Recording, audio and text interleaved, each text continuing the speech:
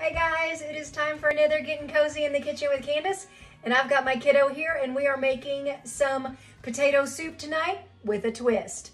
We're gonna make it in the quick cooker, 5 minutes in the quick cooker, but sometimes you can boil the potatoes just like they are and then peel the skins off. We want to take these potatoes and make them a crispy, tasty little crouton type for the top of our potato soup. That's if it even makes it to the potato soup. They're so tasty. So we are going to peel some potatoes, and I'm gonna let her use a paring knife, and I'm gonna use the vegetable peeler, and we'll see how we do it. Here we go.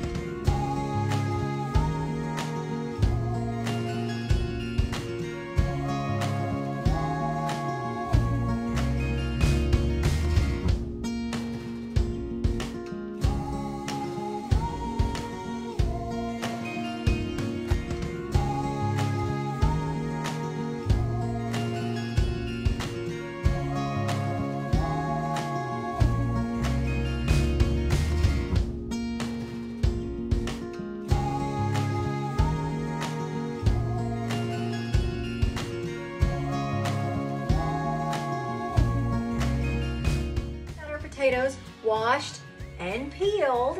We're going to do something with those peelings here in just a few minutes, but I am going to start my quick cooker up on, I believe I've just put it on the keep warm setting.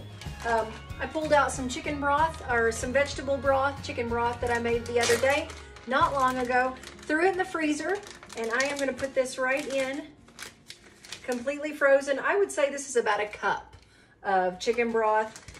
You can put vegetable broth, beef broth. If you don't have that, use a couple of bouillon cubes or some canned broth, whatever. You're gonna want at least 1 cup of liquid in the bottom of your quick cooker. So, and you can tell it's completely frozen. I can't get it out of the bag.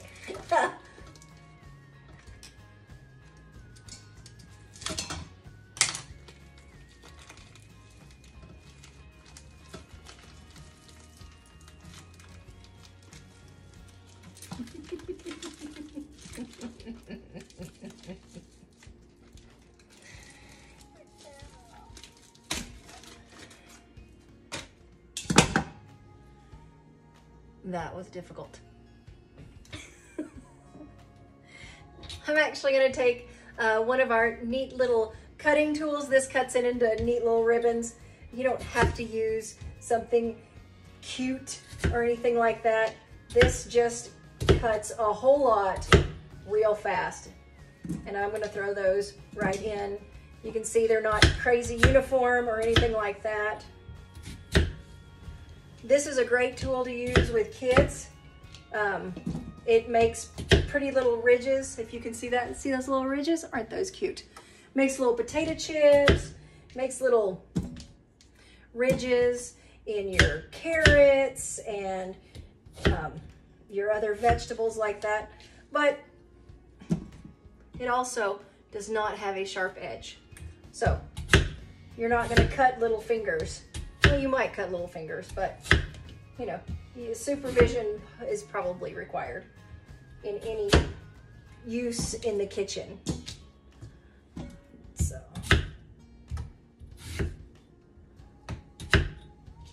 I know all you friends that are ADHD or ADD or whatever it is are like scaring, running for the hills right now because none of these are uniform, and that's okay. Because we want different textures and different thicknesses in our potato soup.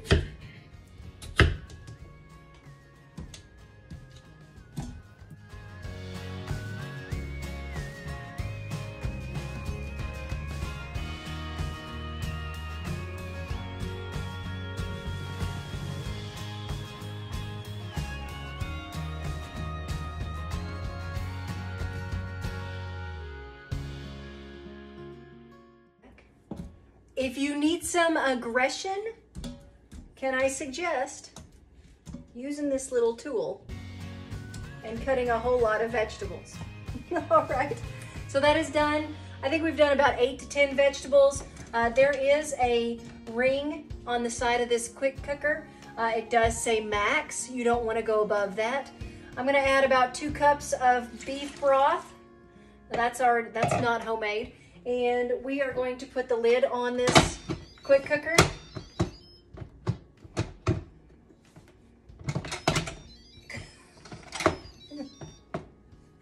And we are going to go to custom, time, and down to 5 minutes. It's the same as hard boiling eggs. Push start. And there we go. In the meantime, I'm gonna take a Ziploc bag and all of our potato peelings, big, little, all of that. Put those right into the Ziploc bag. Now, if you've washed them and you've scrubbed them with a vegetable scrubber, they're good to go. You can eat them just like this. They're not real tasty, but you can eat them just like this. And then I am going to take a little bit of olive oil. I would say about 1/4 cup. And tonight you can use any seasoning you want to on these, but tonight I'm gonna use everything but the pizza seasoning. Who doesn't love pizza chips? So I am gonna douse that really good, give it a shake. Oh, it smells so good. I love the smell of pizza. Give it a shake. And just get those really coated in the pizza seasoning.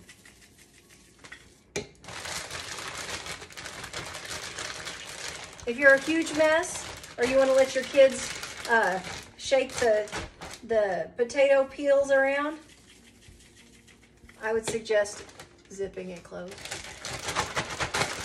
But if you're in mom's kitchen and she can't see you make a giant mess, well, feel free. But make sure and clean it up when you're done. I actually pulled out my quick cooker, or excuse me, I pulled out my air fryer tonight, and I am going to take these, take the little baskets out, and put these potato peelings on my air fryer sheets. Now you think, why in the world do you want to do this? It's such a pain. Maybe, but when you actually taste these, you will know the reason why we take that extra few minutes to peel and clean and peel these potatoes.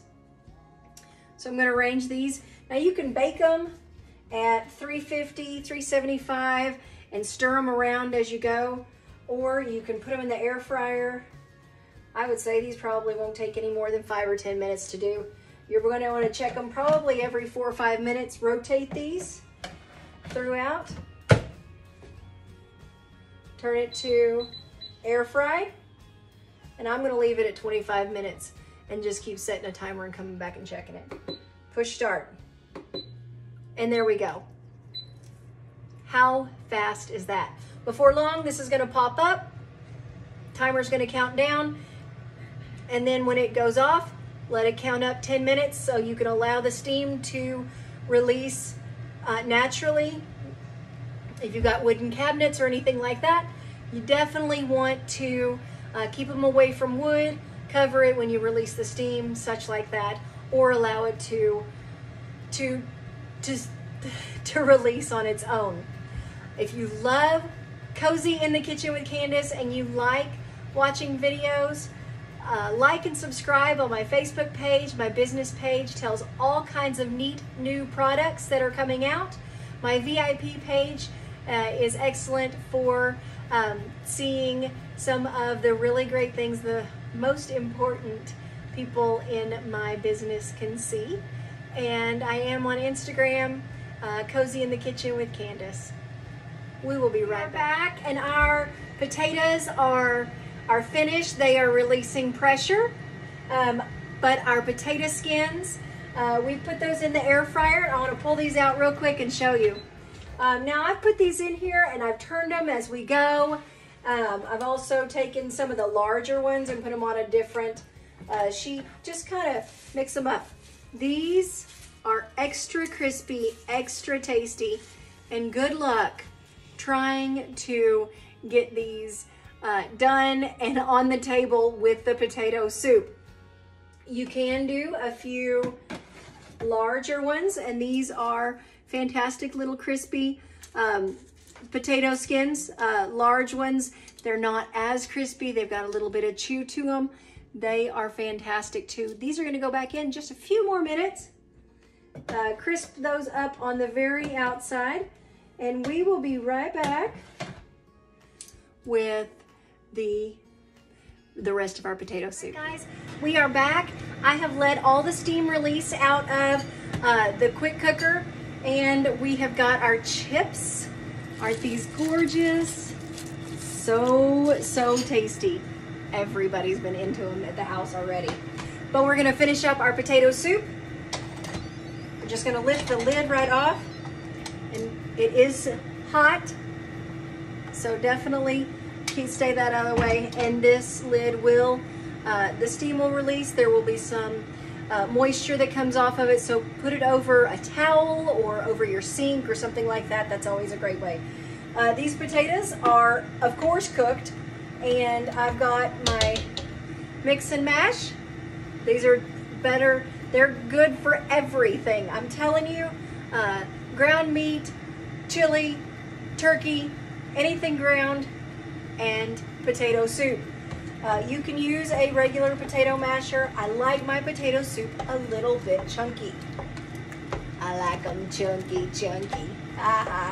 Anyway, so lots of vegetable broth in here, beef broth in there. A tip that I didn't know until this: if you are putting something frozen in your quick cooker, it'll heat up, but it will not pressurize until that chunk of ice is thawed. So it's got to bring everything inside, of course, up to the same temperature. So it'll take a little bit longer to cook. It'll take a little bit longer to pressurize. It doesn't matter. It'll turn out great. It's got the chicken broth in here. It's got the beef broth in here. It's got the potatoes. And we are going to, there's all kinds of things that you can add to your potato soup. You can add spices that'll zest it up. I like to add cayenne pepper to bring out the flavor and enhance it. You can add some milk. You're going to want to make it a little bit creamy. Half and half, heavy whipping cream, 1% milk, powdered milk, whatever you've got on hand, just use it. Don't make an extra special trip for something when you've got something that is going to work just great. We'll make things a little bit different every single time. That's what I'm all about. And I am going to add a little bit of sour cream to this. I like the flavor of sour cream. probably about a half cup. See how that stirs up really pretty, creamy? I'm going to add some shredded cheese. About a cup and a half. And we're going to get this stirred in. Now this will work, this will last in the fridge. I would say if you can make it last in the fridge for 3 or 4 days, good luck, because it's going to get eaten up. If you add sour cream to it, if you add cream cheese to it, you're not going to want to freeze it.